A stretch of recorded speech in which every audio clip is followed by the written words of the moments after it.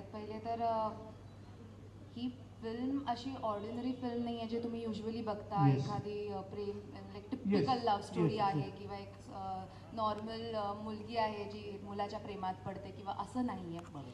या नायिकाला एक स्वतंत्र तिचा वेगळा एलिमेंट आहे जो एक स्टॅमरिंगचा आहे आणि म्हणजे खरं बघू तर ती खूप मोठी जबाबदारी होती माझ्यावर, कारण ऑल दोज इंडिव्हिज्युअल्स जे स्टॅमर करतात त्यांना कुठे त्यांची सेंटिमेंट्स हर्ट नाही होऊ द्यायचे ह्याचा आमचा पूर्ण प्रयत्न होता आणि त्या नायिका थ्रू हा एक सुंदर मेसेज पण त्यांच्यापर्यंत पोचवा, बाकी त्यांचे काय अडचणी आहेत, त्यांचे काय प्रॉब्लेम्स आहेत, सो त्यांच्यापर्यंत ते कनेक्ट होणं was our main intention with through the beautiful love story.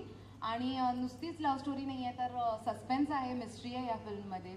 तर अशी टिपिकल रोमॅन्टिक फिल्म अशी नाही आहे किंवा हो, नात्याची गोष्ट आहे, नात्यातलं व्याकरण. सो असं. आणि पत्रकारिता म्हणजे मी मटा श्रावण क्वीन होते, महाराष्ट्र टाइम्स मधली श्रावण क्वीन, म्हणजे महाराष्ट्र टाइम्सचा फेस 2017 मध्ये.